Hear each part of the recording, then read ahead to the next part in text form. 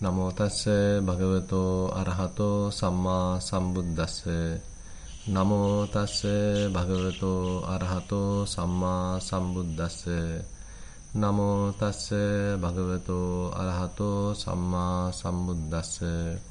Attadipa bhikkave viharata attasarana ananya sarana. Dhammadipa dhammasarana ananya saranati.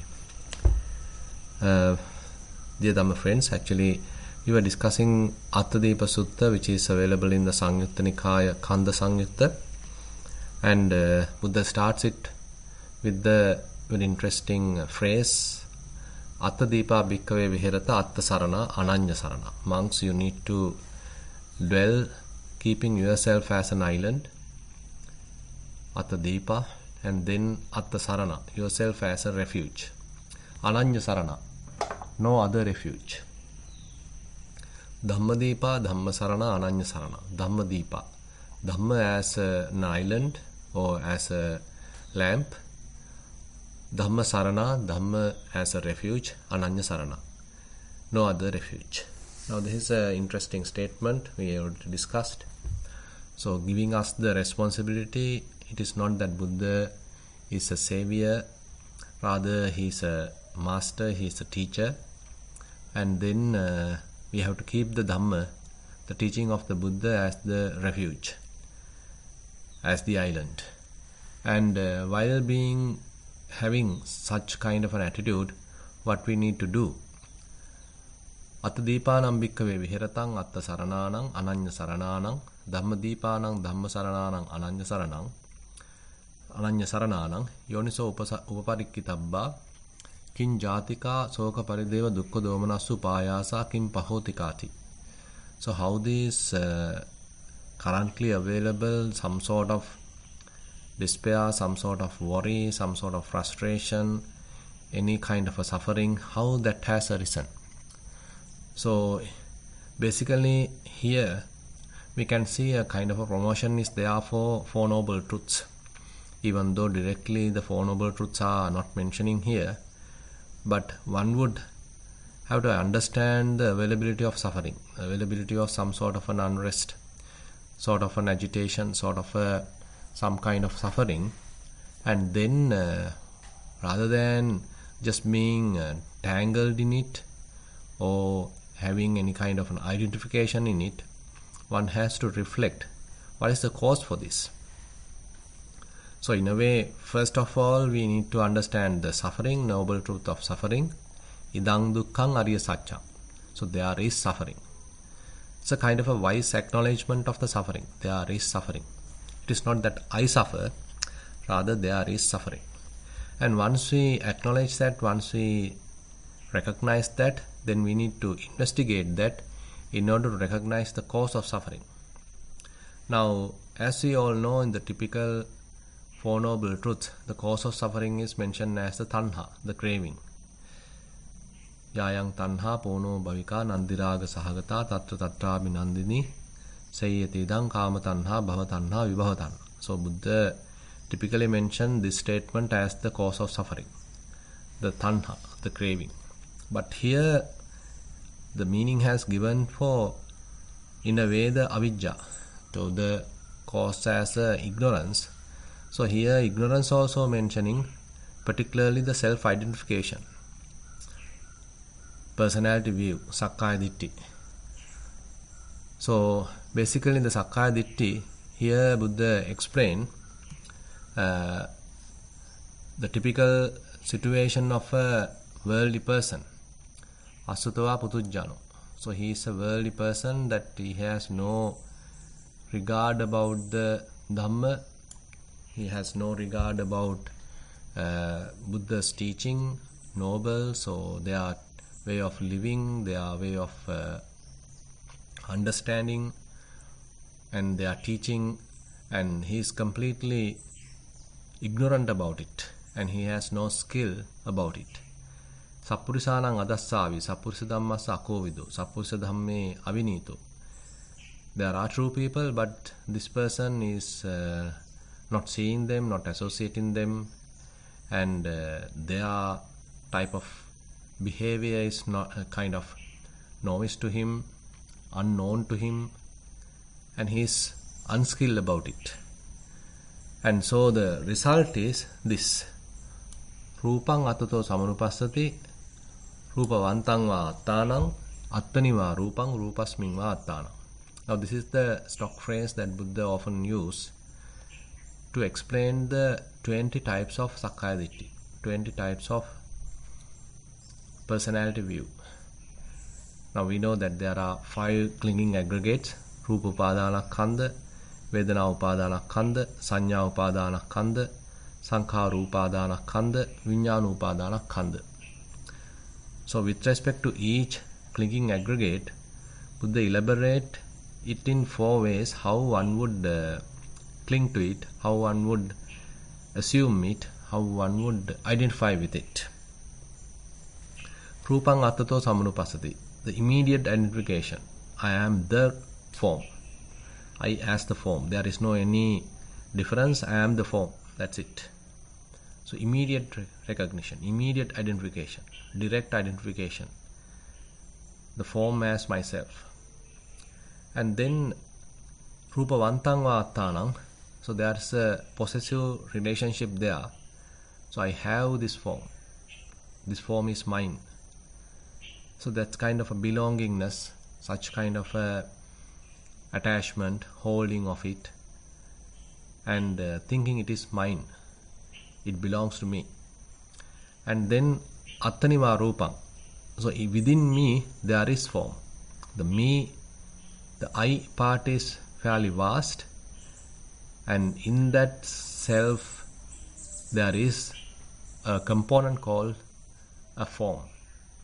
And then rupasming va attanang, there the form is pretty large, and inside the form there is self. Now these are the 4 possibilities Buddha explained how one would recognize form aggregate. So how he is relating to the form aggregate. Now even though I mentioned just this form, I have taken the example of the body, it is not limited to the body. So the form aggregate Buddha explained in 11 ways. Atita, Anagata, Pachuppan. Atita means the past, Anagata the future, Pachuppanna the present. So with respect to time, all are included. Past, future and the present. Olarika Sukuma, some sort of gross forms as well as subtle forms. Those are included. So whatever gross form you can think of, it is here. Whatever subtle form you can think of, it is here. Olarikang va sukumang va hinang va panitang va. Whatever form you classify as inferior, it is included here. Whatever form you classify as superior, you are including it here. Now say for example, celestial beings. Typically we assume, we think they have some very subtle karma-made type of form. So therefore we can consider, okay, it is a kind of a superior type of form, if you want to categorize like that. So that is also included here. All types of superior forms. Similarly, all types of inferior forms. Then hinangva panitangva yandure santikeva. So whatever form which are far away from us, and whatever form near to us. So likewise, different categorizations are there when we are talking about the form. And even today we may be categorizing the physicality in many different ways, and all are included here. That's what we need to understand. So Buddha has given some example categorization as 11 dimensions, but today if you think, okay, this physical realm, this physical world, so the scientists have divided the matter into so many other components, so many other categorizations. Okay, all are included. Form aggregate. And so here one can immediately identify with it as it is. This is myself. Or one would think it belongs to me. Or one would think, okay, inside me there is form. Or one would think, inside the form I am within it. Something like that. Now basically telling like that. So basically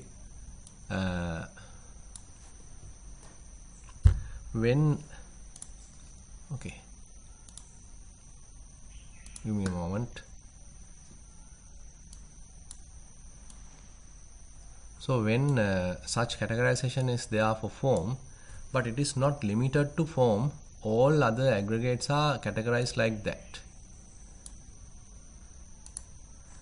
Now today actually we have to start the third aggregate.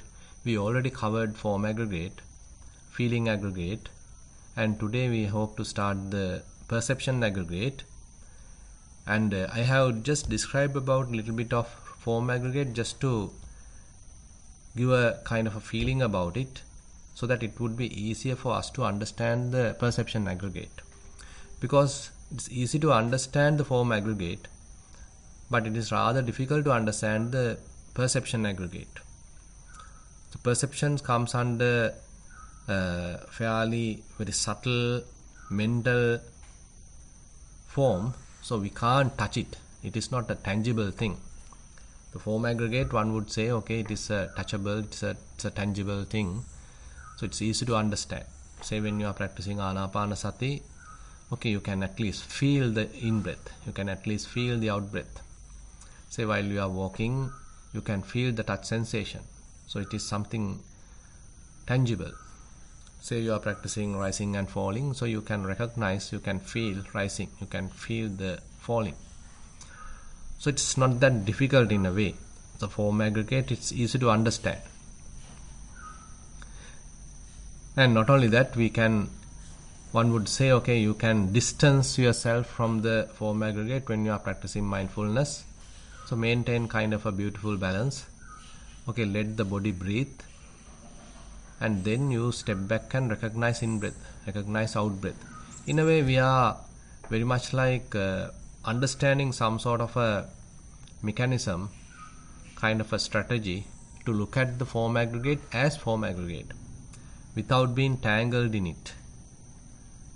Even though we are having the body, so we can distance from it and look at it. Now the perception aggregate, on the other hand, so it is so subtle, so intricate, sometimes it's difficult to even recognize it. We are so tangled in it, we are so intertwined with it. So let me start with the some explanation that Buddha has given for the so the perceptions aggregate. You can find there is a interesting sutta called Nibbedika Sutta in the Anguttara Nikaya, Chakka Nipata. So there Buddha has given some classification, some information about the perception aggregate. Sanya bhikkhave veditabba.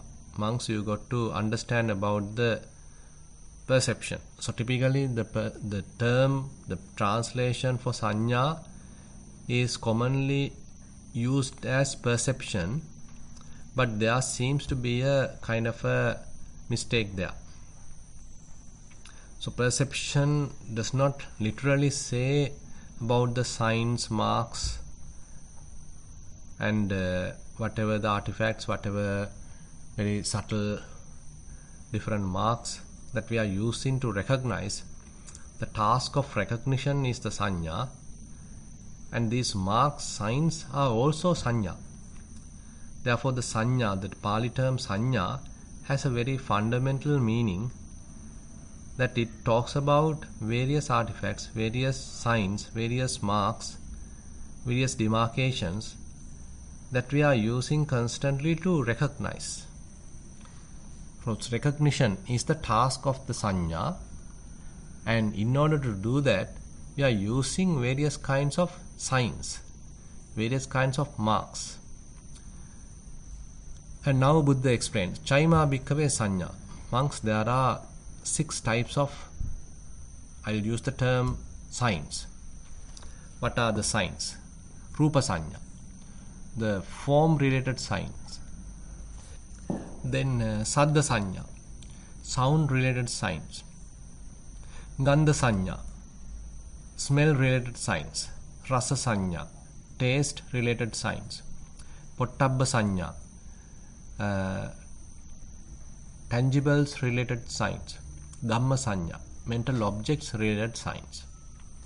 So we can see that there are 6 categorizations into signs and form related signs. Now say for example, you want to recognize your child from other children. So how are you recognizing? So your child might have certain marks, the way he may be combing his hair, or what is his skin complexion, so how tall he is, and are there any birthmarks in his face. So likewise, there are some subtle little marks that easily we used to recognize him amidst so many others. When there are a group of little kids, but still we can recognize our son. We can simply say, okay, he is my son, by recognizing. So in order to recognize, we are using these little signs, marks, what we call as the sanya or the nimittas. And same thing now, when there are different colors, red color, white color, black color, green color, yellow color, so we can recognize different colors. So when red color is available, okay, I recognize, this is red color. So that's again kind of a recognition. So there is something unique to red color, so I can differentiate that from the other colors, and I can recognize this as red color. And the terminology we already learned while we are in the kindergarten. Okay, teacher has shown different colors and she's naming it. Okay, this is red color, this is red color, this is red color. So we learned that. Then later we can remember, okay, this is red color. And similarly, she write letter A and mention, okay, this is letter A. Later we can recognize, this is letter A. So what is the appearance, what are the marks, in order to differentiate letter B from letter A. So likewise, we are learning these little signs, little marks to differentiate from others. So all are coming under this form related signs, rupa sanya.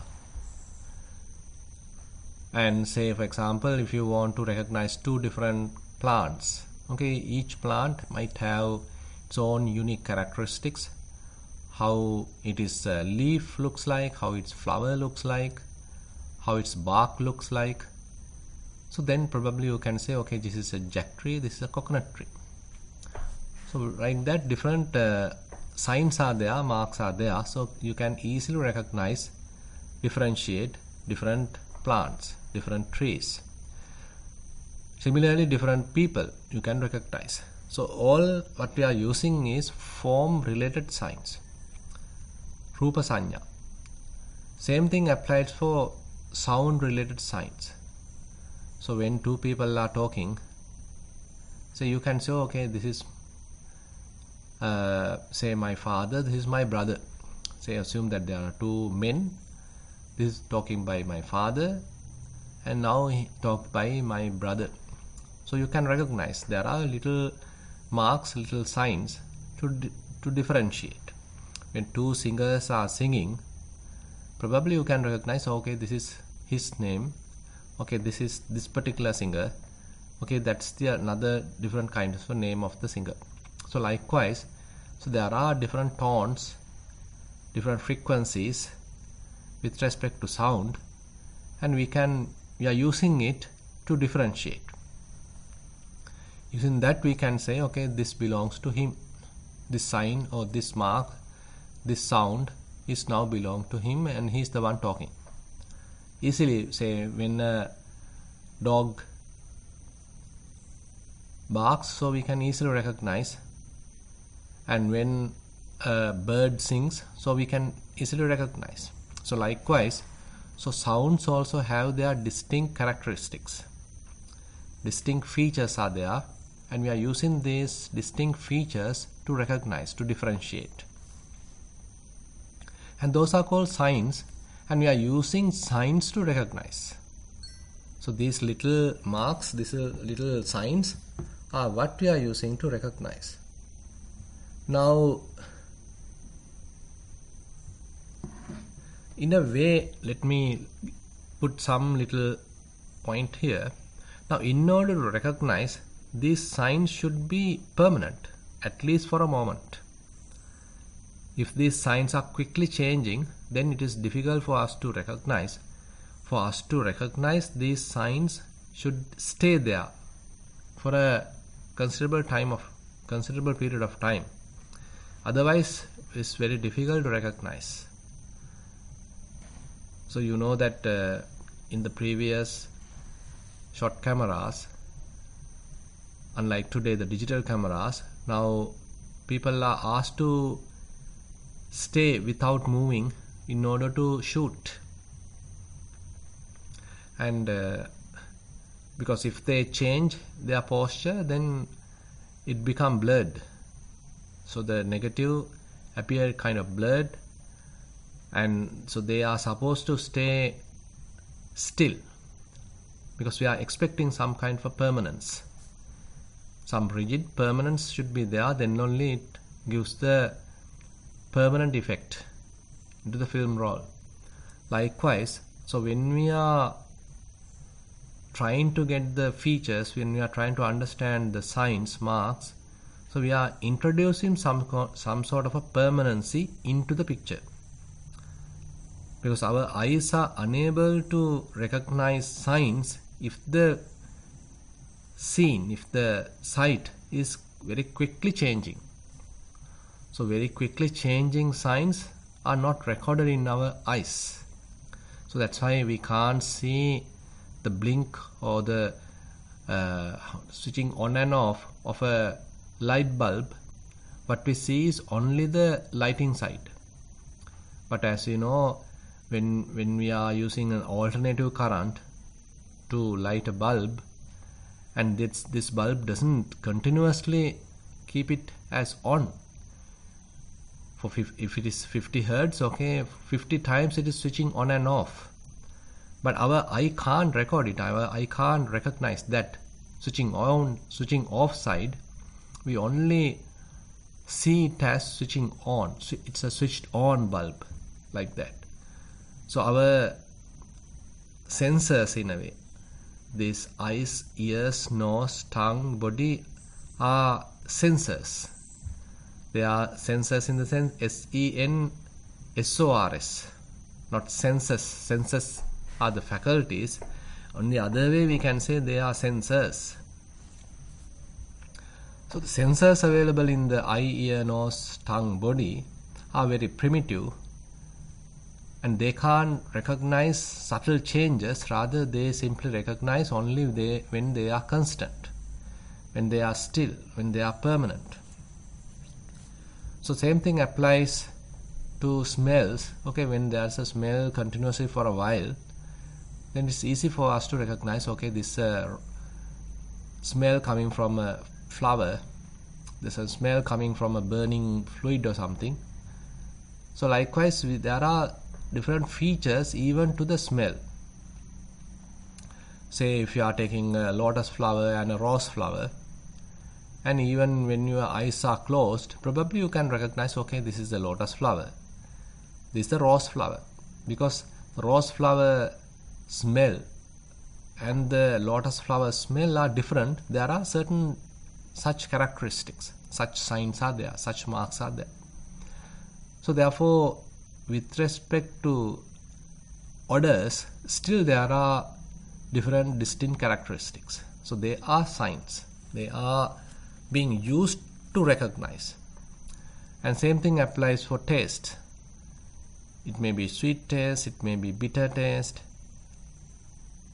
So likewise, different tastes are there, so you can still recognize. So what is the taste? Tangibles. So when a pet, maybe a cat, touching the legs, okay, we can recognize. Okay, when a dog touching the leg, okay, we can recognize. When the carpet touching the leg, okay, we can recognize. So with respect to the touch sensation, still there are distinct characteristics. some little signs using which we can recognize, okay, who is touching now. So we are using these signs in order to recognize. Same thing applies to the mind, but it is subtle. When lustful thoughts are there, certain characteristics are attributed to it. When thought of ill will is there, so you can recognize that as well. You can differentiate it. So likewise, we need to understand it's a fairly vast area.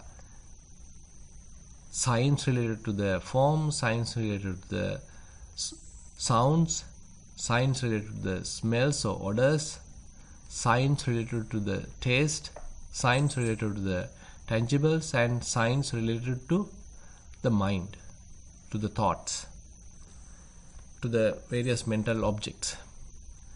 Now say you are seeing a flower continuously for a while, and then even when you close your eyes, now you can visualize it not through the eyes but now in your mind.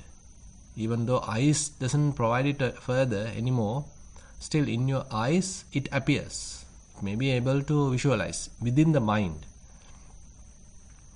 It has a mental image. As a mental image, you can recognize it now. When there are two different kinds of flowers appear in the mind, still you can recognize, now a rose flower is appearing in the mind. Now a lotus flower is appearing in the mind. It is not now physically in front of you, but you can recognize when it appearing in the mind even. So the mind alone is some sort of having some sort of reflective capacity.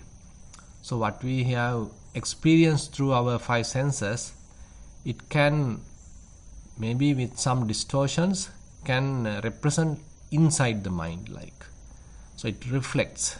So mind has the capacity to reflect. Okay, let's get into the next part. Katamocha bhikkhave sannyana nidana sambhahu. So Buddha is telling, okay, what is the root cause of the signs? And then Buddha say, passo bhikkhave sannyana nidana sambhavu. Passa, the contact, is the root cause. Probably you can remember Madhupindika Sutta, Chakkuncha paticca rupecha uppajjati chakku viññāna. So that is how it starts. Okay, there is eye, there is form, and when it comes together, we call it as when it meets, then the chakku viññāna, the eye consciousness arises. That's some sort of a knowing, some cognition, very primitive level of cognition arise. It happens again and again, repeatedly. Now we take it as some sort of existence of three entities: I, form, I consciousness. I have the I, in front of me is the form. Now I can know I consciousness through I consciousness. Now we call it as eye contact. Chakku sampassa. Chakkucca paticca rupeca uppajjati chakku viññānam tinnan sangati passu. Altogether we call it as chakku sampassa. The contact has happened. Passa paccaya vedana. So when contact is there, then the feeling arises. Yang vedati tang sanjanati. Now the perceptions come into the picture. Now based on the signs, now since we have taken the eye faculty, based on the signs related to the form, now you can recognize, okay, what are we seeing? So there is an object. So this is how we interpret. Okay, there is a rose flower in front of me. There is a clock in front of me. There is a laptop in front of me. So likewise we can recognize when this procedure happens. But the root cause is taken as the contact. So the physical contact has to happen. On top of that, there's a mental contact as well. Patika sampassa, and then on top of that, the adivachana sampassa. The mind provides the definition. Mind provides the recognition. Otherwise, it's a mere physical contact. And then katamacha bhikkhave sanñānaṁ vemattata. What is the diversity of the signs? Buddha further explains. Aññā bhikkhave saññā rūpesu, aññā saññā saddesu, Anya sanya gandesu, anya sanya rasesu, anya sanya pottabbesu, anya sanya dhammesu. Ayang uchati bhikkhave sanyanang vemattata. So this is how Buddha explained related to the diversity of sanya, the perceptions of signs. So there is a domain related to form, the visual sights. So they have their own signs. There is the sound domain. So there it has its own signs. Smell related domain, odors related domain, it has its own sign. So likewise, so these different categories have their own unique features, unique characteristics, and using which we do the recognition. Katamoja bhikkhave sanyanam vipako. Now we come to a very interesting explanation by the Buddha. Katamoja bhikkhave sanyanam vipako. Monks, what is the result? What is the outcome? Or what is the mature form of sanya? It's a mature form of perception. Vohara vepakkaham bhikkhave sanyang vadami. Yatha yathanang sanjanati tatha tatha voharati. Evam sanyi ahosinti. Ayang uchati bhikkhave sanyanang vipako. Now, signs are the most primitive part of this situation. Now, as I mentioned, when you assume now while you are driving, you saw an accident. Two vehicles are collided and now somebody may be hurt and now blood being shed and somebody has sort of even killed and people have gathered and you also there and you are looking at the situation. Now you are gathering this information, all these signs. So you recognize, okay, how you recognize the one person being killed, one person is crying. So there are still signs. So we are using all these signs with respect to the situation, with respect to that incident to record. So all the gathering of that signs happen through our eyes. Now then assume that someone is crying, then we can hear that through we are gathering some information from the ear as well. Probably there may be some burning smell, that also we gather through our smell, through the nose. So likewise, so we gather all this information, so that is the very primitive level. But later, assume that someone wants to take a voice cut from you. Maybe police, maybe a kind of a reporter, so he come and approach and he is asking something. Now you need to express what you have seen. So in order to express, now we may be using terms, we are using words, we are using statements. So we have to properly give the correct thing. I mean, we have to tell the correct situation, explain the correct situation, what has happened, what we have seen. Now the expression comes to the picture. Now, it is not mere gathering of information, it is not mere signs and marks. When we are using signs and marks to recognize, but we can't simply keep it to us. We want to express it to another person. We want to communicate. So that is the outcome, that is the result. That's a matured level of the signs. That is the matured level of perceptions. Vohara vepakkaham bhikkhave sanyang vadami. Monks, I would say, now you need to express. So this expression is the mature form of signs, I would say. Yatha yathanang sanjanati tatha tatha voharati. Evam sanyi ahosinti. There were these kinds of signs, there were these kinds of perceptions, little marks, and using which I have recognized, and this is how I explain it to you. This is how I would like to tell it to you. Ayang uchati bhikkhave sanyanang vipako. Now this is the mature form of sanya. This is the mature form of perceptions. Now you can see, so in order to express our experience, in order to express our recognition, now we need a language. Now language is not the immediate form. Actually we need to first of all probably certain sign language. That may be the most primitive way, okay, rather than letters and some complicated things. Okay, we all, a group of people, have to have a kind of agreement. Okay, when I raise one finger, assume that it has one meaning.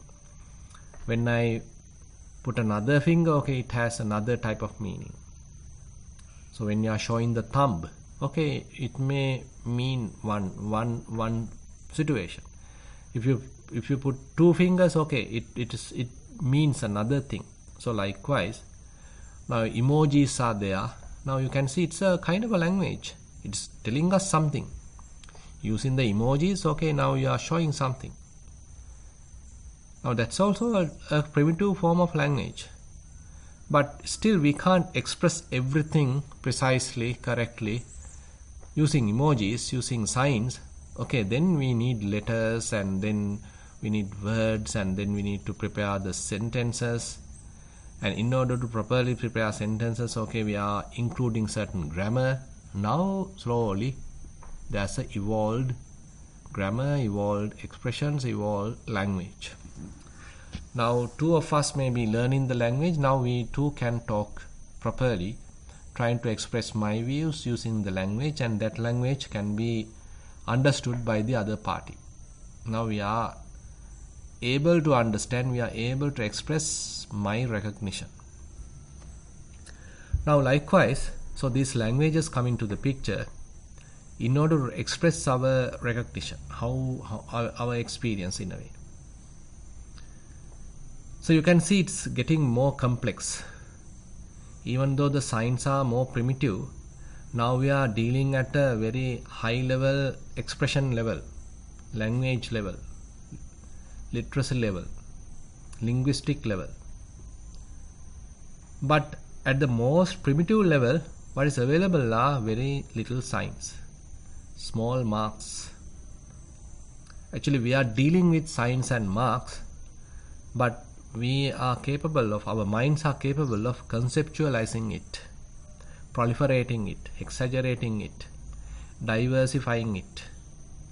So therefore, when it comes to sanya, there are some distortions. So that's the other problem. So our eyes, ears, nose, tongue, body are very primitive, and they have a very limited scope, limited capacity. So they are unable to capture all subtle details. And there are certain marks we even lose. We are unable to capture it.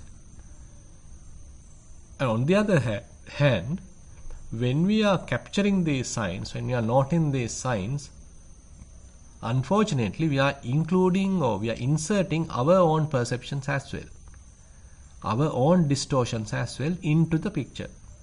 So that's the other problem. When two people are seeing the same sight, same situation, same incident, so the expressions of those two people might be entirely different. Because one person has looked from one angle, another person has looked from another angle. So their expressions, their views could be entirely different, because at the perception level, at the sign gathering level, there are distortions. So they are in Dhamma called vipallasa. So there are 4 types of vipallasa. Anicce bhikkave nicchanti sanya vipallasu. Actually, from sanya it goes to chitta and then it to ditti. So I am limiting this discussion only to sanya. Sanya vipallasa. Anicce bhikkave nicchanti sanya vipallasu. So Buddha explained in the Vipallasa Sutta. So when there is actually impermanence, we perceive it as permanent. Because our faculties are quite primitive, quite limited. They are unable to capture the transient nature. Rather, they only extract the permanent nature. They are unable to capture the transient nature. Rather, it simply takes it as permanent. What is impermanent, we perceive as permanent. Dukkhe bhikkave sukhanti sanya vipallasu. When there is really unsatisfactoriness, when there is some sort of a frustration, agitation, suffering, but we perceive it as happiness. Anattani bhikkave attati sanyai pallasu. When there is non-self, we perceive it as self. Asubhe bhikkave subhanti sanyai pallasu. When there is some sort of a loathsomeness, but ignorantly we perceive it as something beautiful. So we can see, therefore, this subject is very intricate, fairly intertwined, and our minds are playing a very deceiving role here, and very difficult to even understand, because we are totally engulfed in it, we are enveloped in it, we are trapped in it. In order to recognize the sanya, actually we need certain amount of restraint, certain amount of practice. Otherwise, it's very difficult to immediately touch to the level of sanya. Actually, on top of sanya, we add a lot of, as I mentioned, certain conceptualizations.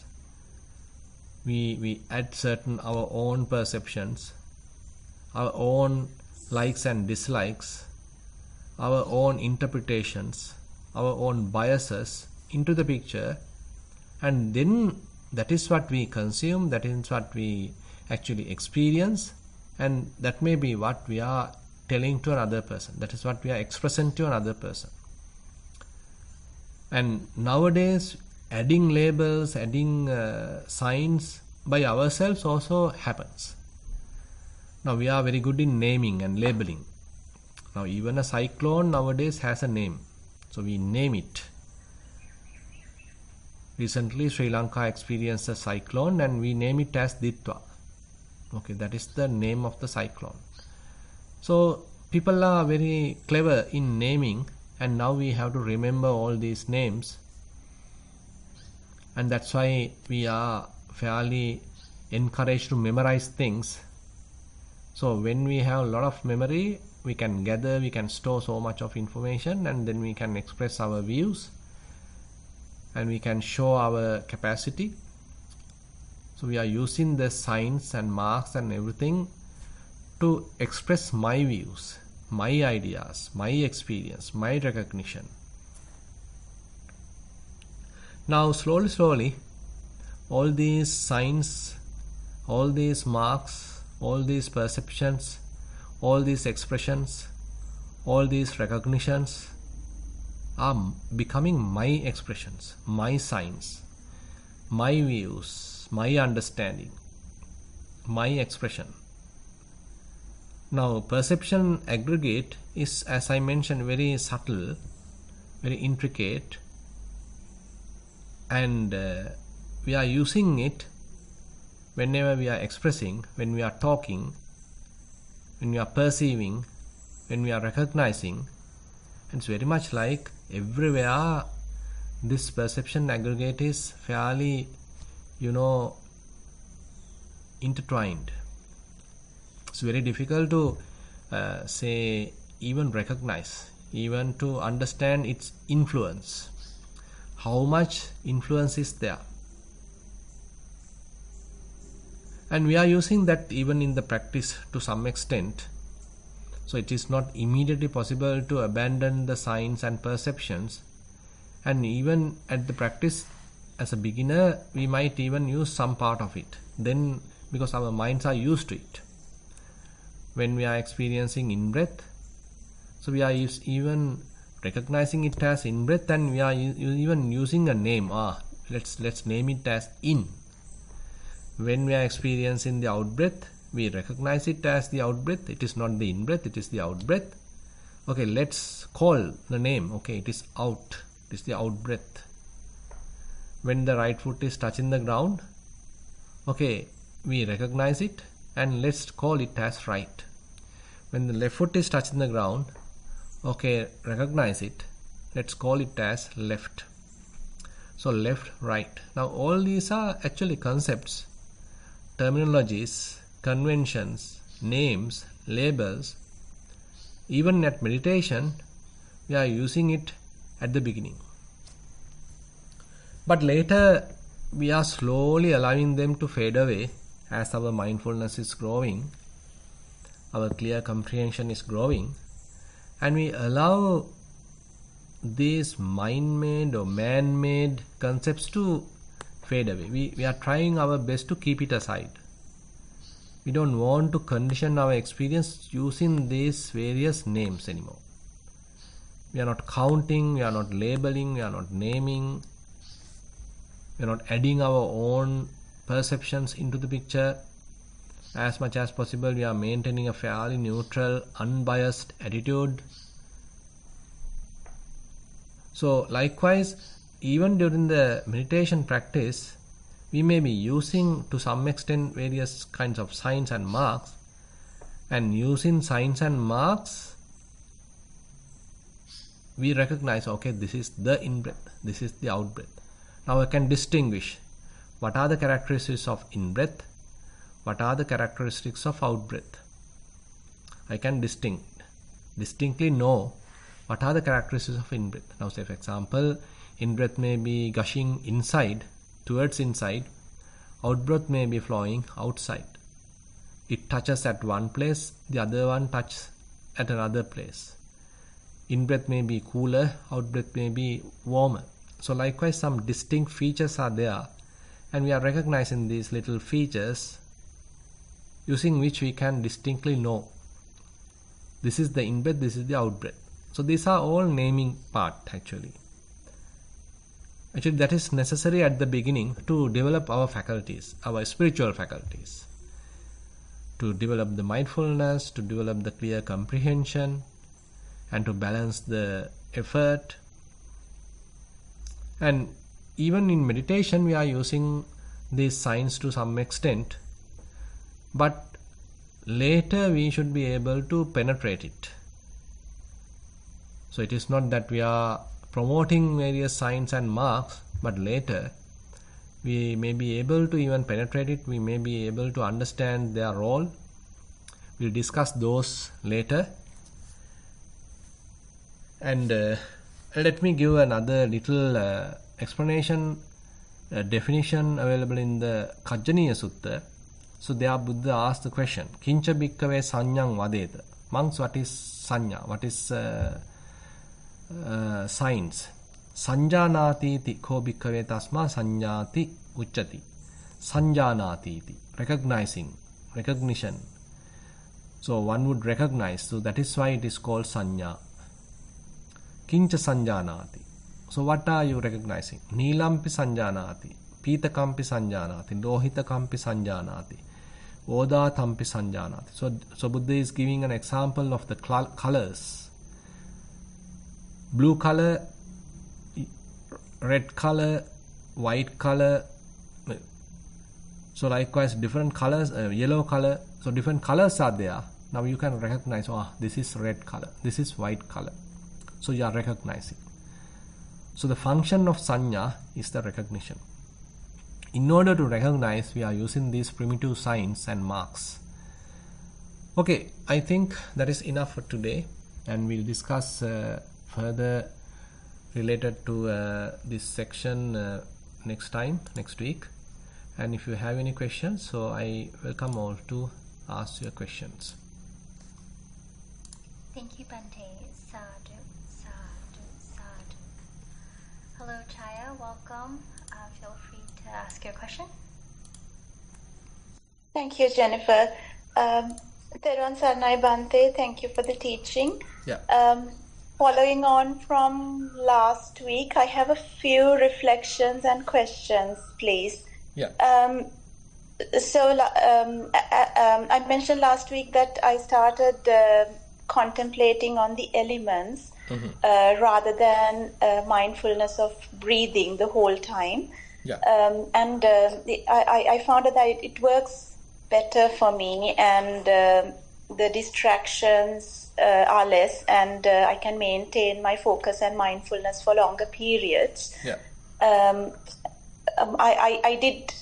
was meditating for a few days at a stretch, and then I had to go do other things. And then I noted that I have more thoughts and more internal chatter. But still I feel, Bhante, that contemplating on the elements works better, and I can focus for a longer period of time in sitting meditation. So I wanted to mention that. Also, Bhante, because this happens to me all the time, like when I go on a retreat or when I do more meditation at home, the thoughts seem to settle. But once I kind of go back to my normal life and start meeting people or things, things like that, then the internal chatter returns. It's mainly about, like, if I have a conversation with someone, that kind of plays again in my mind. It's like that most of the time.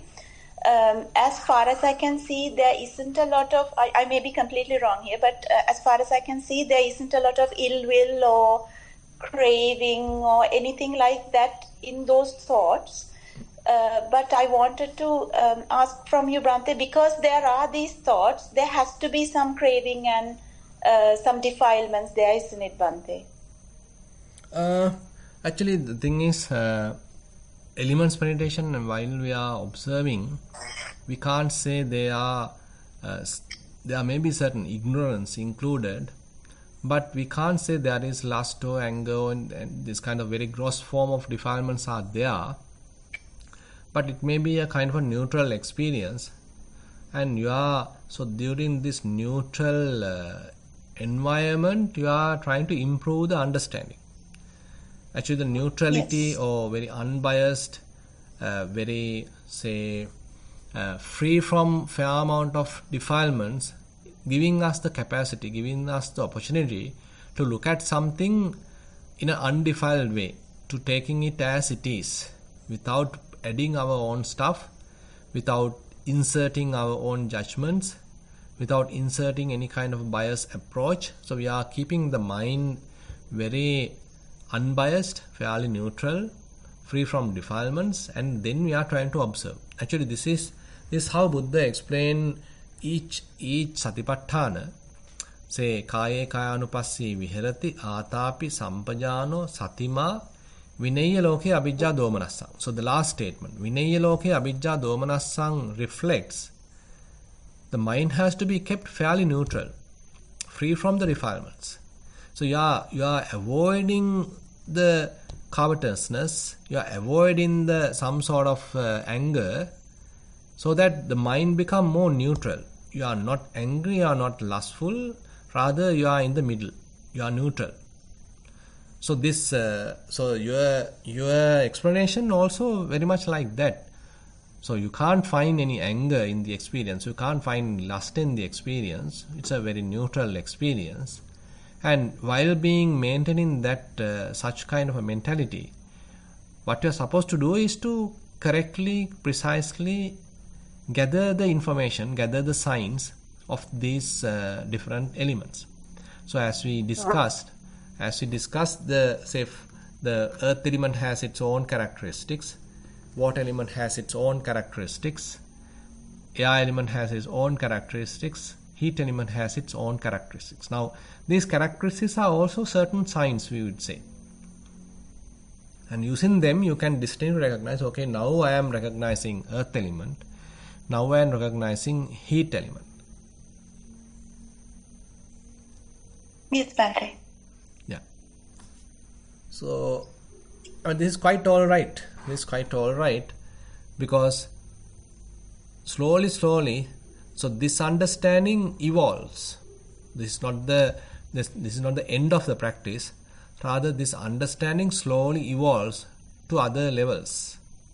So at the moment, what you are supposed to do is, as much as possible, recognize these characteristics, recognize these element characteristics, and you may get a different perspective with respect to the experience, rather than telling, okay, this is my body, I am here, I am talking, I am meditating. So you simply recognize what are the elements working, elements becoming dominant. So which element is now becoming more dominant, like that. Thank you, Bhante. That's really clear. Much merit to you, Theran Sarnai, Bhante. Yeah, Theran Sarnai. Thank you. I'd like to invite iPhone. Can you please state your name?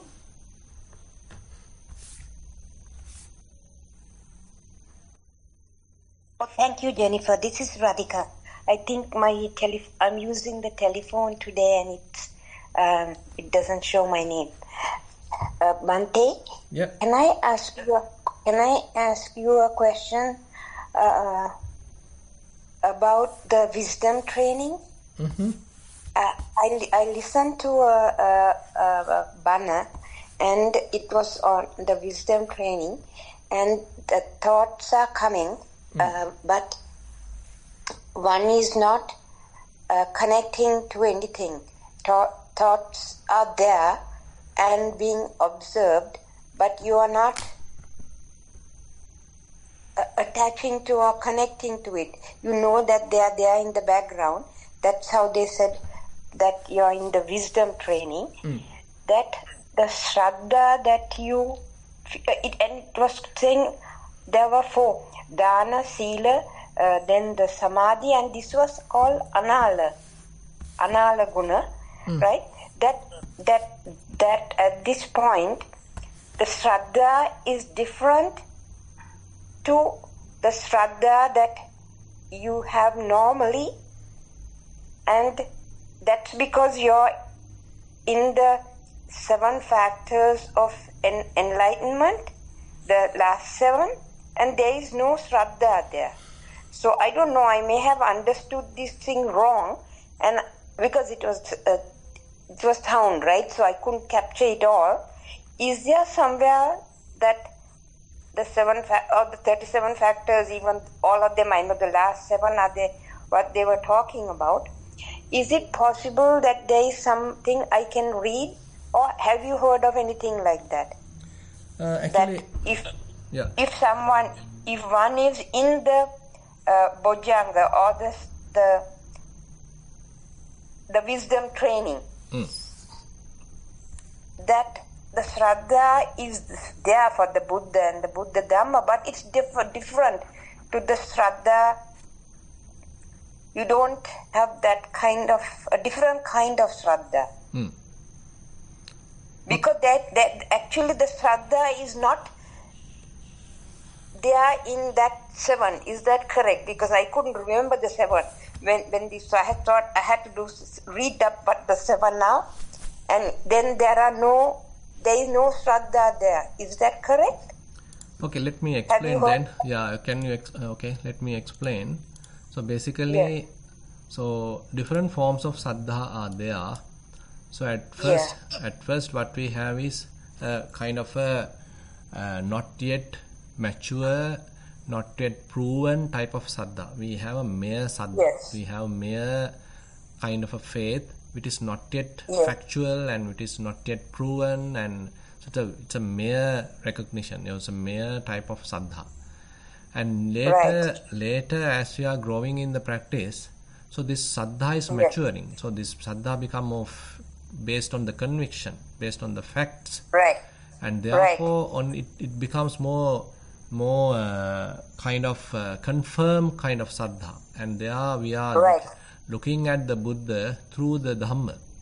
So then we have type of Saddha to the Buddha at a very different level. So you can refer one interesting sutta called Apana Sutta, available in Sangyutta Nikaya Indriya Sangyutta. So there are Venerable Sariputta very beautifully explained. At first, still you have some sort of Saddha. Okay, you believe in the Buddha and you understand. Okay, you believe that he is the fully enlightened person and he is the teacher, and you have such kind of a trust in him. And you heard about his teaching, and you heard about he is telling that things are impermanent, things are unsatisfactory, things are non-self. You heard about it. Still you haven't experienced it.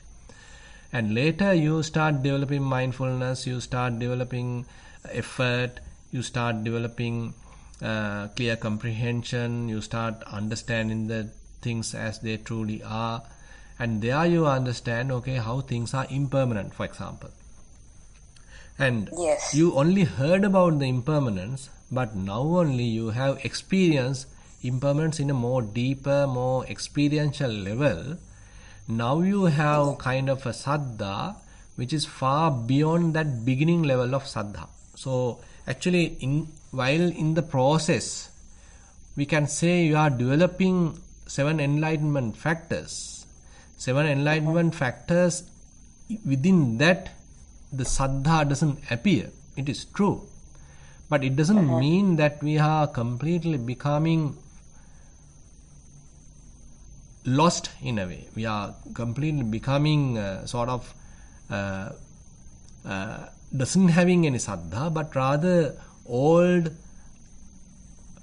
type of saddha is now becoming more factual kind of saddha. It's an unwavering kind of saddha is what later the one person would have. Then Buddha named it as saddha indriya. Previously saddha indriya is not the one. It is just a mere type of faith. I don't like to say it is blind faith, but still it's some sort of a not yet developed, not yet grounded on facts. Rather, you simply believe, you simply trust. Right. But now you yourself has experienced it, you yourself has verified it, you yourself has become certain kind of a live evidence for that. Now you have some sort of a saddha, which is unwavering kind of saddha. It is not that you simply trust, but rather you yourself experience it. Right. Okay, thank you very much, Thero Saranai Bante. Yeah, Thero Saranai. Thank you. And next I'd like to invite Geshan for the next question. Thero Saranai Bante. Yeah. So, this series of questions are from today's teaching and the past as well. I think this is more in line with the 5 aggregates of clinging as well. That's how I sort of interpret. And there is the relevance, I guess, as when we discuss about most of these sutras and talks, I feel there is that connection from every sorts of angles into.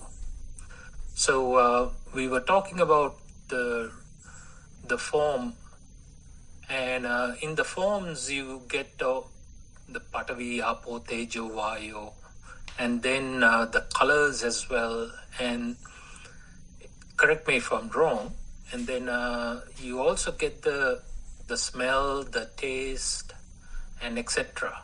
too. Is that accurate? Yes.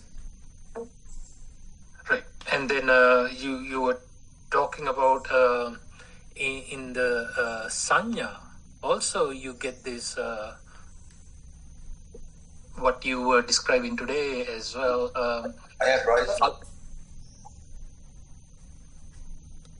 The color, I'm sorry,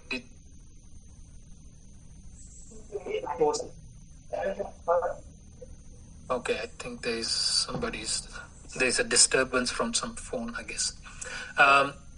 From the sanya, you were describing the colors as well, right? And the blue. So, thank you. The recognitions of the colors, maybe the blue, the red, and etc. So I think there is the intertwine between this rupa and sanya. Mm-hmm. No, I mean, we have to we need to know like this in a way. I agree with you now. The form aggregate has its own different features, different characteristics, different signs. Now they are showing different colors, they are showing different forms, they may are showing different tastes and different kinds of gross sensations, etc. But that is at the signs at the external level, but we are using that to recognize. So the recognition part happens in the mind. Now different. Okay, so the sanya. That recognition part happens in the mind. Got it. Yeah, signs may be statically available at the form aggregate level, but we are using those static signs to dynamically recognize within the mind. Got it. I got it. Okay, so that's. I think there was that confusion for me because I was thinking the external seeing the blue color or the green of a leaf of a tree, and that though it is external, but we see it in as a perception in as a green in color. Yeah, we can say so. Now actually when Buddha explains as Rupa Sanya, Saddha Sanya, Gandha Sanya, Rasa Sanya, Pottabba Sanya, now all that comes under the, one would say those all are coming under the form aggregate, because Rupa, Saddha, Gandha, Rasa, Pottabba are actually some sort of form. They are belong to the form aggregate. True. But the signs are also there, and that also we can say, okay, red color is made up of the form aggregate. White color is made up of form aggregate. So that also belong to the form aggregate. True. And using these different signs, by the way, we are using it to recognize. So the function of recognition happen in the mind. In order to facilitate this recognition part, which is happening in the mind, we are using these static signs available in the form aggregate. That may be a better way of explanation. Yes, I guess so. Yeah. And then the form. So in the 5 aggregates, when you thinking about that, and it talks about the form, feelings, perceptions. But how I think, of course, when you talk about the feelings, it's the joy or the sorrow or the anger or the in between that maybe I'm not using the right terms here. How you feel, whether you like it or you dislike, or in between.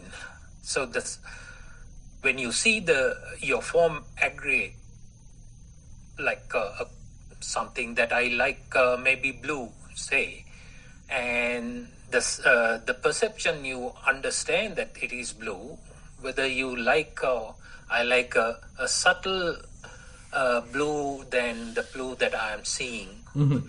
You have a kind of a liking towards that.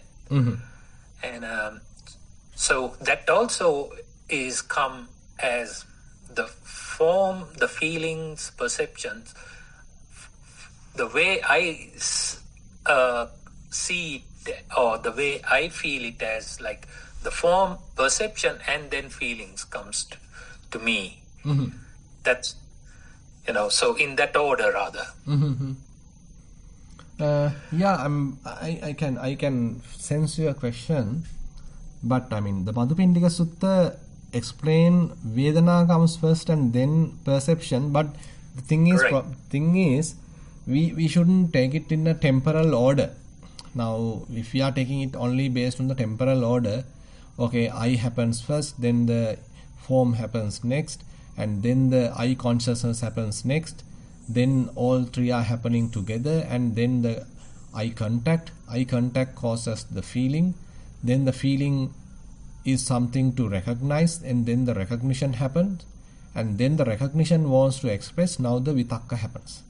Chakkuncha paticca rupecha uppajja chakku viññānaṁ tinnaṁ saṅgati passo passa paccā vedana yang vediti taṁ saññānāti yang saññānāti taṁ vitakketi. So this is how Madhupindika Sutta explains. But the problem is, we shouldn't we shouldn't too much we shouldn't too much try to linearize it, put it into a temporal order, but we have to say, these things happen within a moment, because everything happens within a moment. But to explain it to us, to simplify it to us, to understand to us. So Buddha explained it in a more orderly, more linear way, just to understand it. We shouldn't, we shouldn't impose too much of temporal order into the picture. Understood on that. Yeah. No, I there. So I try to sort of dissect it. There is, when you sort of get these type of feelings, before the feel comes, I see this sequence as well. So that's the reason why I thought of asking. And then one question that I have with this, we call Satara Bhuta, which is the Patavi, Apo, Tejo, Vayo. When you talk about the Vayo, it's not just the form of air. But what I have read, it is the movement. Yes. Like... Yeah. So there is a disjoint or somewhere that I thought it is all about that air in the body or whatever, or the external air, but it's all about the movements rather than the air itself. What it talks about in the... that's why sometimes we call it as five elements. Air elements comes as the movement, and that is the function of the air element, but the vacuum is filled with the space element. So that's why when Patavi, Apo, Tejo, Vayo is not available, inside what it is available is the space element. So space element is not the air element, and air element is, as you mentioned, the function of the air element is the movement, vibration, movement, and these are attributed to the air element. Right.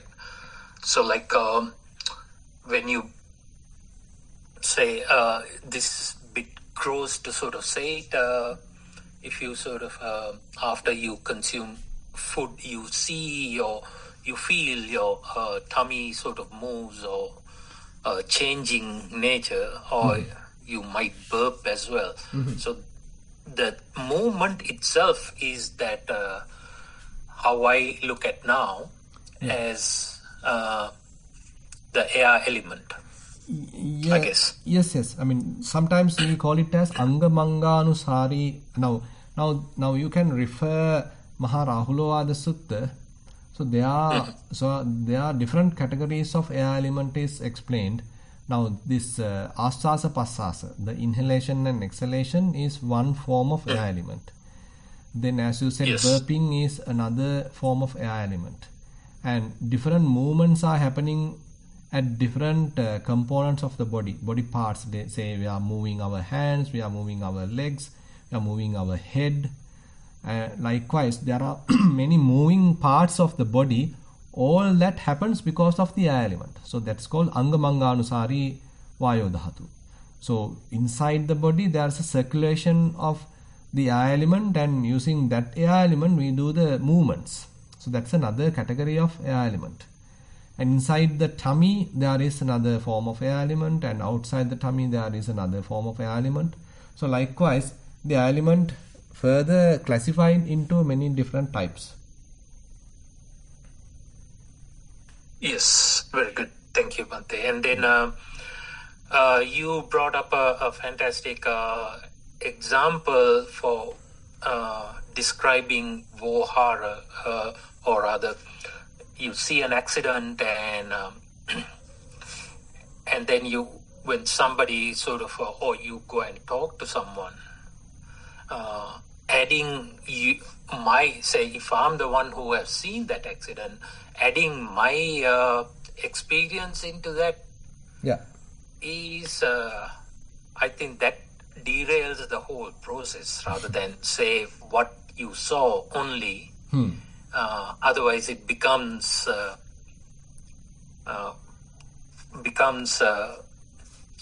unwanted conversation per se. Correct. Very good. Thank you, Bhante. I think these are really good things to know, and best thing to when you don't say anything. That is the best way that I think I have realized. Okay. Thank you. Okay. Tunuran Saranai. Yeah, Thero Saranai. Okay, thank you. I'd like to invite Shini for the next question.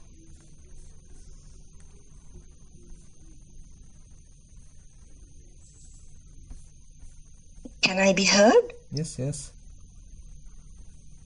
Venerable Sir, this is something that I want to clarify about my practice.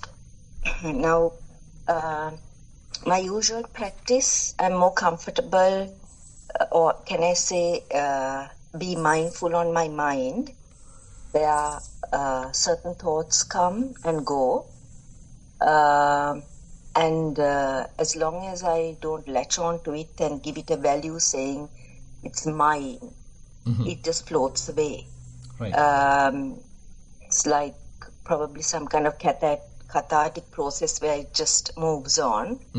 But otherwise, if it is something that's in my mind, then I latch on to it and I can feel the samadhi coming down, and that's a kind of practice that I'm used to. Even when I'm not in my sitting posture, even let's say I'm doing sakmang, or even if I'm walking, I've got used to concentrating on the mind. It's I try and bring my mind to what I'm doing at that moment, but I have to do it with a bit of force. So I bring it with force, not all the time. It gets tiring to do that. I tend to watch the mind when the mindfulness is there. That's question number 1. Shall we finish that first before we get to question 2, Mante? Is that okay? Yeah. So what's the question there, by the way? Yeah. Now, since I'm used to watching the mind, when I'm doing an activity, let's say when I'm brushing my teeth or something, still for all, I'm used to, I do that as a habit, the brushing of the teeth, and I'm used to watching the mind instead of the teeth. When I bring it, bring the mindfulness to my toothbrush and the toothpaste, that becomes concentration, not mindfulness. It becomes more stressful. So I just watch the thoughts. That's how my life goes by. I hope this is just an example, but most of my life is like that. It's with the thoughts. And I can identify in some instances when the thought is with the ego and without the ego. That's how I progress on my path. Is that okay, Bhante? Yeah, that is quite okay. Actually, we are talking at different levels of mindfulness. At first, we are talking of establishment of mindfulness, what we call as a satipatthana, where one would have a wandering mind, a quite distracting mind. Now, in order to minimize that, we are purposely, deliberately find a place, find a experience, and we are deliberately paying our attention and trying to establish mindfulness. So that is where we are talking at the very early level of mindfulness. So say while you are brushing the teeth, okay, there is some sensation, there is a movement of the brush, and you might feel some saliva coming in, and all that you are using as a way to establish mindfulness, so that your mind might not get distracted. So that may be necessary at the beginning, but later assume that you have developed certain capacity, certain amount of mindfulness is available, and fair amount of clear comprehension is also available, and one would have the capacity to, without being tangled in thinking, without being driven by various thoughts, you are able to look at thoughts as mere thoughts at another level. If you have that capacity, then you are welcome to do what you are trying to do now. Yes, Bhante, thank you. Even at the start, actually, this bringing the, putting mindfulness on to the what we call Kayanupassana proved to be difficult. And I used to get disheartened by that. But then later on, I realized that this thing was happening in the background.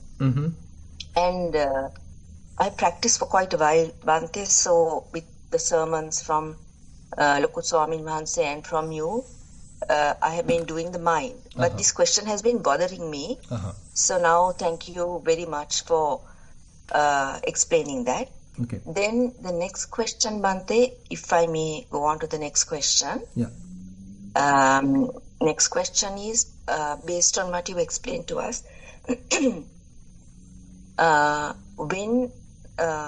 When we try to understand what you explained to us in the sermon, but Lord Buddha has expounded in many sermons about the I and the form and the I consciousness, etc., etc.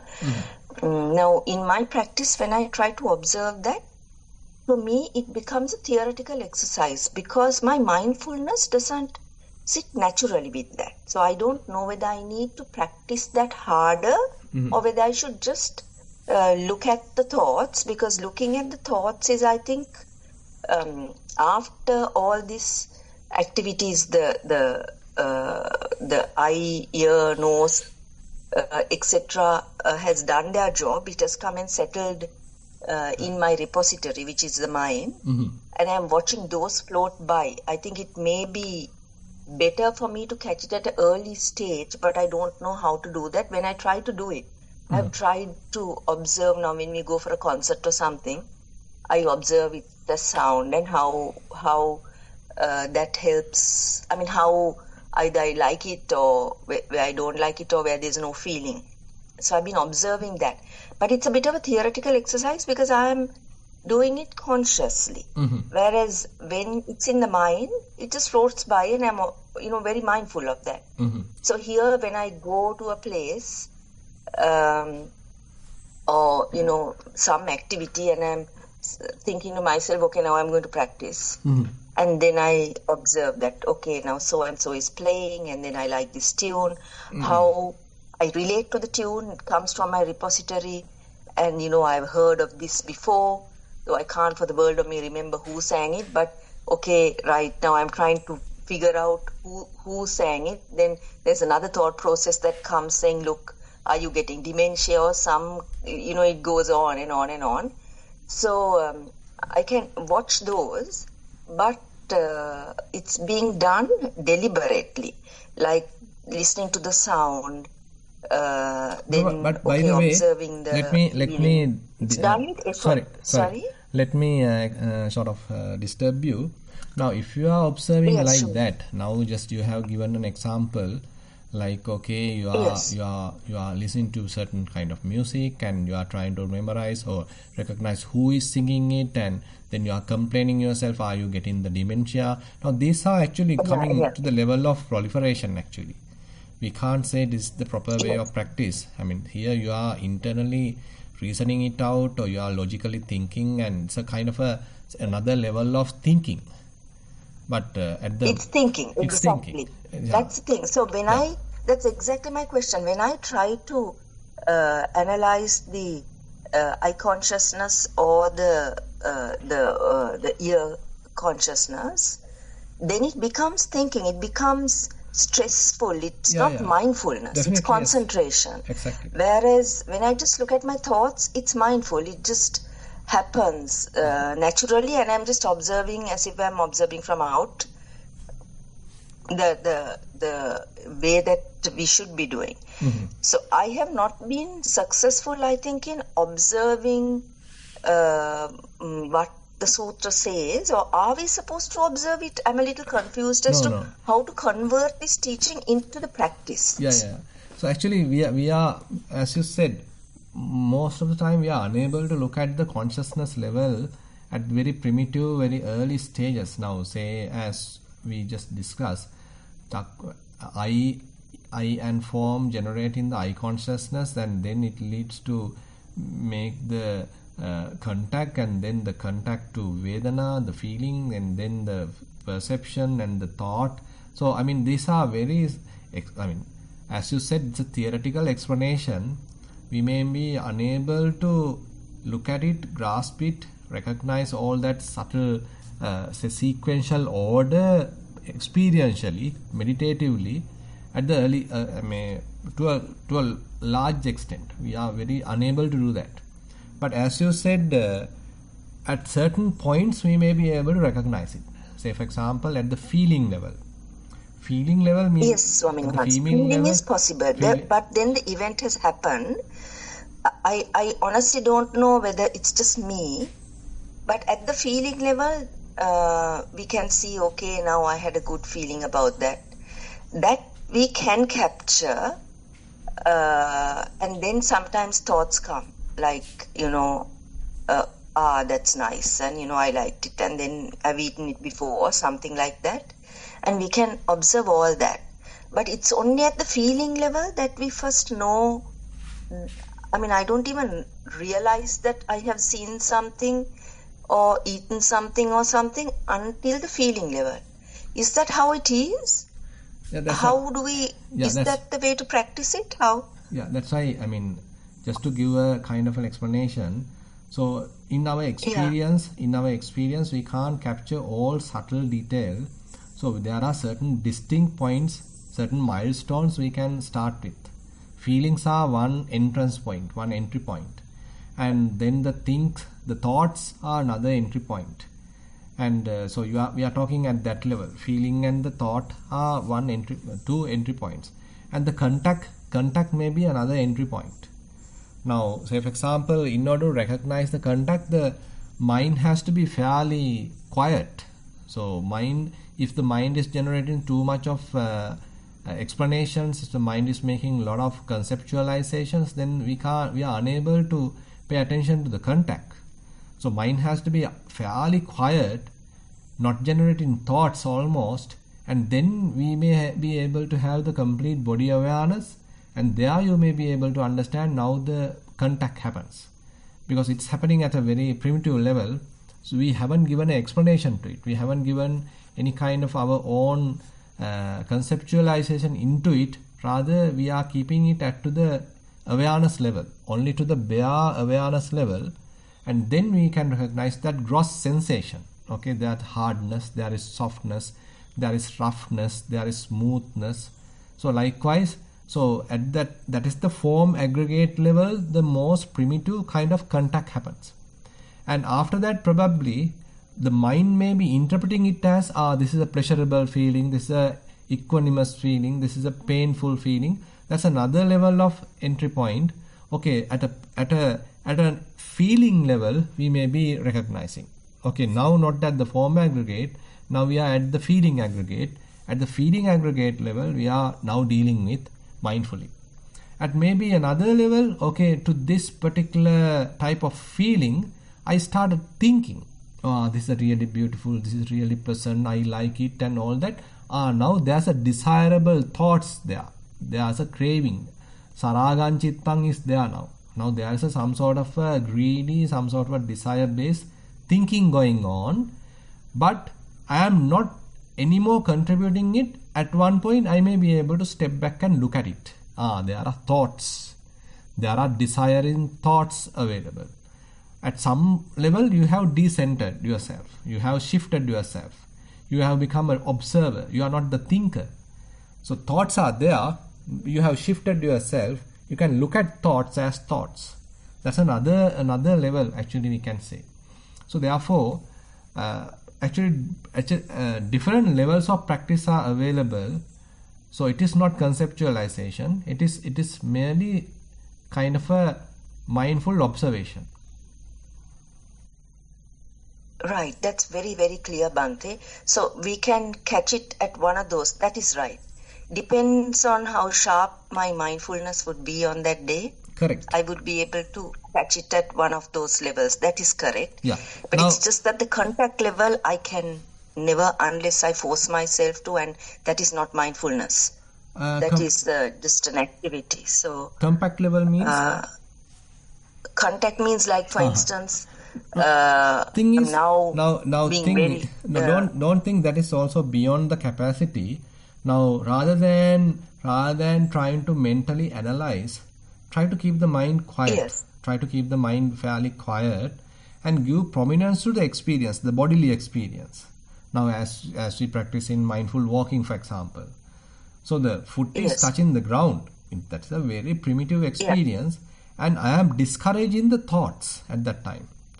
I am, as much as possible, I discourage thinking and give prominence to the experience, the bodily experience, the body awareness. So when we do that, when contact is there. That's right. Okay, I understand. So even at the contact level, so different forms of contact is there. Body contact is there. Mind contact is there. Eye contact is there. Ear contact is there. Now, in meditation, we are using the body contact because other types of contacts are fairly subtle to immediately understand. So what we are using is the body contact. That's where I fail actually. So that's where I fail because my mindfulness in my day-to-day life probably is not sharp enough to catch, unless there's a very large noise or something, whatever we are eternally seeing, and we are always with the sensual pleasures of some sorts, some kind of contact. So those are not, I'm not able to do it. But as you say, definitely in the Sakmang, it's contact. Okay, now I understand this. So as we go along, I think we also may be improving in that sphere sometimes. Maybe. To be able to catch more and more contact. Maybe, I don't know. Thank you so much. That was very clear, Bhante. Thank you so much. Okay. Thero Sarnai. Thero Sarnai. Thank you. Next, I'd like to invite Nissarana. Thero Sarnai, Bhante, can you hear me? Yes. This is a question not for the teachings, but more on the visits. I heard that you're coming to Melbourne soon, Australia.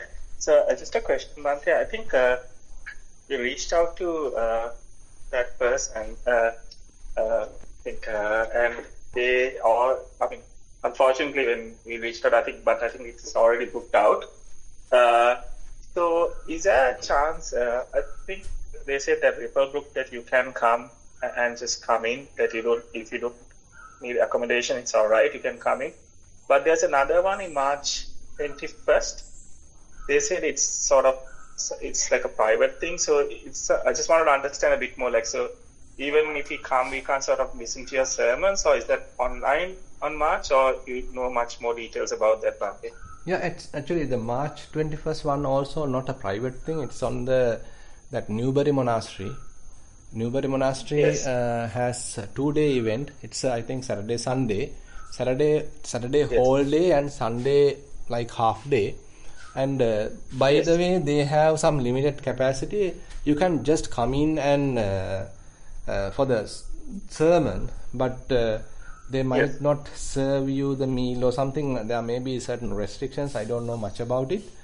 And but Ripplebrook as well as Newbury, I think you can come and simply participate in the Dhamma sermon and question and answer session, and if there is space available, you also can practice. Only thing is they might not provide you the accommodation and the meals maybe. No, the accommodation is it's totally fine. They just wanted to they just wanted to see you as well. It would be nice to meet you face to face. So if you have a bit more details around March 20th, I don't know if you have it now, like the schedule or something. If you can post it when you get some information, that will be great, Bhante. So we know the time to come in, because we don't know much details. There's not much details on the site, other than saying Friday 7:45. I think that's for the people who are booked in, which is booked out, that event. But what happens on Saturday or Sunday, there's not much details. So if you have a bit more details, would be nice, Bhante. Even if you not have now, but closer to the event. Let me see whether I received something from Suranga, who is the one organizing the thing, and something published by this Newbury Monastery. They have published something related to this activity. If you probably visit the Newbury Monastery website, probably they may have details about it, because that's what Suranga forwarded to me. Visit the Newbury Monastery, what's that? website. BSV, huh? Yeah, BSV. Yeah, exactly. BSV. Yeah, I tried that. It just says, I think it's for the people who are, like, I tried to actually book myself, but then at that time, even when I looked at it, it was booked out. So it says that it's waitlisted. But then there's, I think it's for the people there who was able to register before. It says 7:45 on Friday, something to come, but I think that's for the people who are having accommodation there. So, but Saturday one, there was not much details. And when I asked that person, he said like, it was more like, sort of indicated it's more like, as you said, that it's booked out. So that's why I asked like, if he just come in, would be able to at least listen to the sermon or participate a bit if there's space. That's why I wanted to clarify that. So maybe in the morning, if he come in, it would be all right, I guess. Like around 8 a.m. or something, Bhante, or what time? Should be there in the. So let me see. BSC number 250. I found the link in the BSV website. Let me put it to the chat. All right. Thank you so much, Bhante. Sorry to disturb you. Okay, you can go through it and see. All right. Thank you so much, Bhante. That's all, Bhante. Thero and Sarnai. Yeah. With great respect, Swamasa, just to clarify whether I have got it correct. Awareness of perception, awareness of thoughts, awareness of feelings, all these comes under Chittanupassana. Is it correct? Am I correct or am I? Awareness of thoughts, awareness of perceptions. What else? Feelings. Feelings actually we take it to the level of the Vedananupassana. Yes. Oh, right, yes. Yeah. Perceptions, thoughts, we can say it comes under Chittanupassana. Actually, even the perceptions, not immediately at the Chittanupassana. Actually, Chittanupassana, it starts with some gross level thoughts. When saragan chittan dipajanati, vitaragan chittan dipajanati, that literally means, so when there are thoughts available, you can be mindful about the thoughts. So to each and every thought, there may be certain mental image and certain perceptions are sort of included, but immediately that might not be able to recognize by the yogi. One would recognize these kinds of subtle aspects as one is growing towards Dhammanupassana. So therefore, we can't immediately say understanding of perception is part of Chittanupassana. Yes, it is also, but not immediately. Later, as you are stepping particularly into the Dhammanupassana, certainly you can look at these subtle aspects. Because at the Chittanupassana level, still the yogi is capturing that capacity to understand the mind. So different thoughts are coming and he is understanding how they are coming and going and something like that. But interestingly, now say for example in the Vedananupassana section of Anapanasati Sutta, Piti Patisangvedi, Sukha Patisangvedi, and then Chitta Sankhara Patisangvedi. Now Chitta Sankhara is actually defined as Vedana and Sanya. Now you can see some overlappings are there. Now Vedana and Sanya are both named as Chitta Sankhara. Now Buddha categorize that part also under the Vedana section. Now there is a kind of a confusion in a way.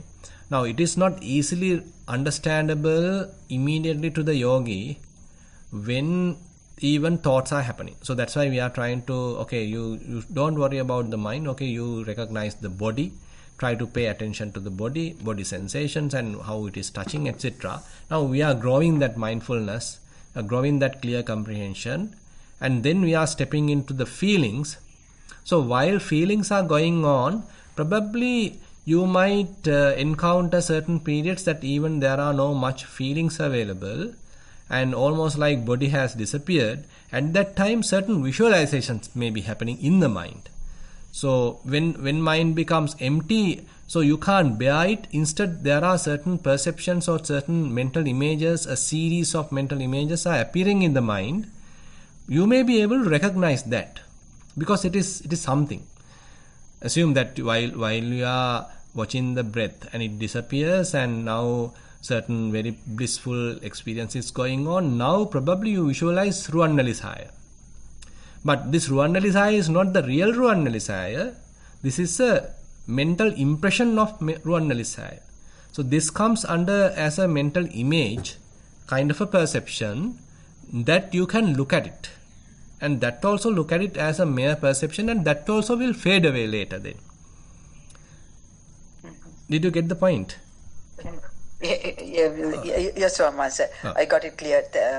Sadhu. So I'm saying one more thing. Then where does these shaking and all the other things come under which? I mean, where is that Chitta Sankara? I understood correctly. Yeah. I think so. These I mean, trembling and these things. Where should is it with? That is actually These are skandha, yes. Yeah. So trembling and whatever movements, vibrations, so that comes under the Kayanupassana level, where the movements are happening. Actually, it is attributed to the air element, as we discussed. Air element has the capacity to movements, vibrations. Motion part is coming under the air element. So whenever you feel there's a kind of a movement in the body, okay, it is coming under the air element. Yes. Sadhu, okay.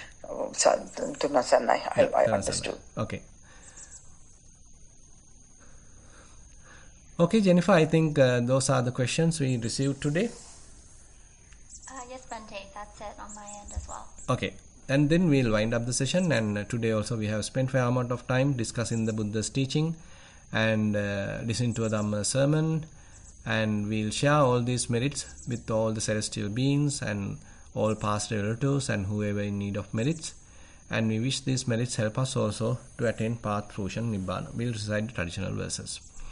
Ettavatacha amhehi sambatang punya sampadang sabbe deva anumodantu sabba sampatti siddhya sabbe bhuta anumodantu sabba sampatti siddhya sabbe satta anumodantu sabba sampatti siddhya akasatta jabummatta deva naga mahiddika punyantang anumoditva chirang rakkantu sasanang chirang rakkantu desanang chirang rakkantu mamparang idang vo ñātīnaṁ hotu sukitā huntu ñātayo idang vo ñātīnaṁ hotu sukitā huntu ñātayo idang vo ñātīnaṁ hotu sukitā huntu ñātayo imina punya kammena māme bāla samāgamo satang samāgamo hotu yāva nibbāna pattiya idamme punya kammang āsavakkaya vahang hotu sabba dukkha pamuncatu.